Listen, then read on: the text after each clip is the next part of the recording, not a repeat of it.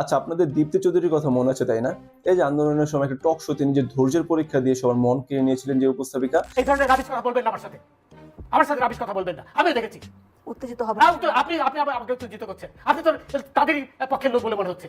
আমি অবশ্যই আপনি হ্যাঁ, সেই দীপ্তি চৌধুরীকে এবার নায়িকার রোল অফার করা হয়েছে। জাজ মাল্টিমিডিয়ার কর্ণধার আব্দুল আজিজ এটা অ্যানাউন্স করেছে যে তিনি সমসাময়িক বিষয়গুলো নিয়ে একটি মুভি নির্মাণ করতে যাচ্ছেন এবং যেটা স্ক্রিপ্টে বর্তমানে রেডি হয়ে গিয়েছে এবং সেই সিনেমাতে তিনি নতুন কিছু মুখদের লঞ্চ করতে যাচ্ছেন এবং এই মুভির জন্য তিনি দীপ্তি চৌধুরীকে অফার করেছিলেন।